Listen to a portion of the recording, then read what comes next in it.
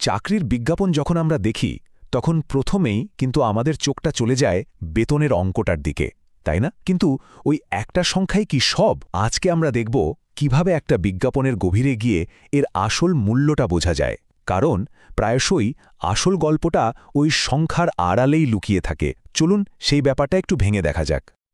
তো একটা salary offer, তার আসল মানেটা কি? বিজ্ঞাপনে যে সংখ্যাটা লেখা থাকে সেটাই কি শেষ কথা, নাকি এর পেছনে আরও অনেক গুরুত্বপূর্ণ তথ্য আছে যা আমাদের জানা দরকার? এই প্রশ্নগুলো নিয়েই আমরা আজ এগোব।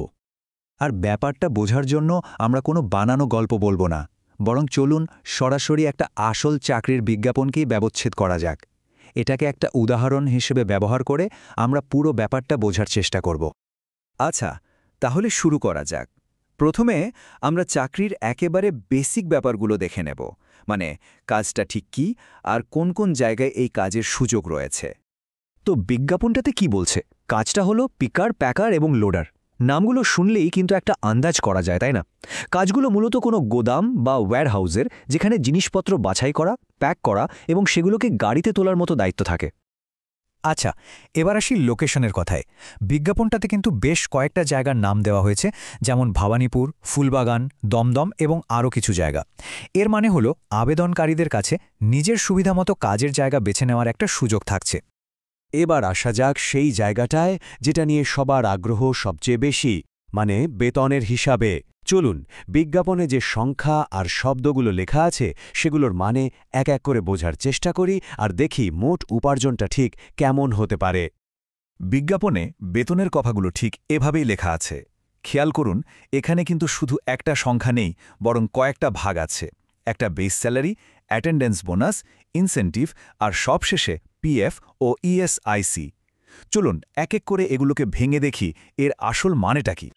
দেখুন, সবার প্রথমে যেটা আছে সেটা হলো মূল বেতন বা বেস স্যালারি, 10,000 থেকে 11,000 টাকা। এটাই হলো বেতনের সেই পাকা অংশটা, মানে এই টাকাটা মাস শেষে পাওয়া যাবে। ইন্টারভিউ কেমন হলো বা অভিজ্ঞতা কতটা তার উপর নির্ভর করে এই অঙ্কটা ঠিক হয়। এরপর দেখুন, লেখা আছে 1,000 টাকা অ্যাটেন্ডেন্স বোনাস। আচ্ছা, এই বোনাস শব্দটার মানে কি? এর মানে হলো এটা কিন্তু গ্যারেন্টিড না। এই টাকাটা তখনই পাওয়া যাবে যদি কর্মী মাসের প্রায় সব দিন বা কোম্পানি যা ঠিক করে দেবে সেই কদিন কাজে আসেন। এটা আসলে কর্মীদের রোজ কাজে আসতে উৎসাহ দেওয়ার একটা উপায়। এরপর আসছে আরও একটা বড় অংশ, 4,000 টাকার ইনসেন্টিভ। মনে রাখতে হবে, এটাও কিন্তু আপনার বেস স্যালারির মতো নিশ্চিত নয়। এটা হলো ভেরিয়েবল পে, মানে পারফরম্যান্সের ওপর নির্ভরশীল। অর্থাৎ যদি নির্দিষ্ট টার্গেট পূরণ করা যায় বা খুব ভালো কাজ করা যায়, তবেই এই অতিরিক্ত টাকাটা পাওয়া সম্ভব। আমরা তো টাকা পয়সার সরাসরি হিসেবটা দেখলাম, কিন্তু বিজ্ঞাপনের শেষে যে লেখা আছে পিএফ আর ইএসআইসি, এগুলোর মানে কি? এগুলো হয়তো হাতে হাতে পাওয়া টাকা নয়, কিন্তু এগুলো একটা প্যাকেজের খুবই গুরুত্বপূর্ণ দুটো অংশ। পিএফ বা প্রভিডেন্ট ফান্ড হলো আপনার ভবিষ্যতের জন্য একটা দারুণ সেভিং স্কিম। ভাবুন তো, প্রতি মাসে আপনার বেতন থেকে অল্প কিছু টাকা কেটে রাখা হবে, আর আপনার কোম্পানিও ঠিক ততটাই টাকা আপনার অ্যাকাউন্টে জমা করবে। মানে আপনার সঞ্চয়টা কিন্তু ডাবল হয়ে যাচ্ছে। এটা হয়তো এখন হাতে পাচ্ছেন না, কিন্তু অবসরের সময় বা কোনো জরুরি প্রয়োজনে এই টাকাটা একটা বিরাট সাপোর্ট দেবে। আর ইএসআইসি হলো অনেকটা সরকারি স্বাস্থ্য বিমার মতো। এর সবচেয়ে ভালো দিকটা কি জানেন? শুধু কর্মী নন, অনেক ক্ষেত্রে তার পরিবারও কিন্তু এর মাধ্যমে চিকিৎসা সুবিধা পেতে পারে। মানে হঠাৎ অসুস্থতা বা দুর্ঘটনার সময় চিকিৎসার খরচ নিয়ে দুশ্চিন্তাটা অনেকটাই কমে যায়। এটা একটা বিরাট আর্থিক সুরক্ষা। তো সব মিলিয়ে যদি দেখি, তাহলে ব্যাপারটা কি দাঁড়াচ্ছে? একটা ফিক্স স্যালারি তো আছেই, তার সাথে ভালো কাজ করলে বোনাস আর ইনসেন্টিভ পাওয়ার সুযোগ থাকছে। আর তার উপরে রয়েছে ভবিষ্যতের সুরক্ষা মানে পিএফ, আর স্বাস্থ্যের সুরক্ষা মানে ইএসআইসি। সুতরাং এটা শুধু একটা বেতনের অঙ্ক নয়, এটা একটা কমপ্লিট প্যাকেজ। এই যে আমরা একটা বিজ্ঞাপনকে এত খুঁটিয়ে দেখলাম, এর থেকে পাওয়া শিক্ষাটা কিন্তু সব চাকরির ক্ষেত্রেই কাজে লাগবে। এই বিশ্লেষণটা আসলে যে কোনো চাকরি প্রার্থীর জন্য একটা টুলকিট বা সহায়ক নির্দেশিকা হিসেবে কাজ করতে পারে, যা দিয়ে যে কোনো চাকরির বিজ্ঞাপনকে আরও ভালোভাবে বোঝা সম্ভব। তাহলে পরের বার যখন কোনো চাকরির বিজ্ঞাপন দেখবেন, এই 4টে জিনিস মাথায় রাখার চেষ্টা করুন। 1. শুধু হেডলাইনের বড় সংখ্যাটা দেখে আটকে যাবেন না, বিস্তারিত পড়ুন। 2.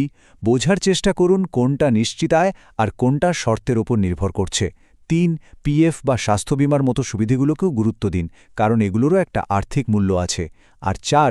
সব মিলিয়ে মোট সম্ভাব্য আয় কত হতে পারে তার একটা পরিষ্কার ধারণা তৈরি করে নিন।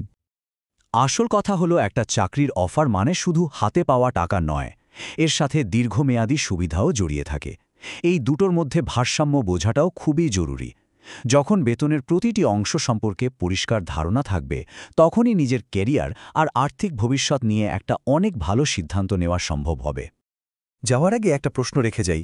আমরা তো বেতন, টাকা পয়সা নিয়ে অনেক আলোচনা করলাম, কিন্তু একবার ভেবে দেখুন তো, টাকা পয়সার বাইরেও কি এমন কিছু আছে যা একটা কাজকে সত্যি ভালো করে তোলে? যেমন ধরুন, কাজের পরিবেশ, নতুন কিছু শেখার সুযোগ বা কাজের পরে পাওয়া মানসিক সন্তুষ্টি। ভেবে দেখবেন।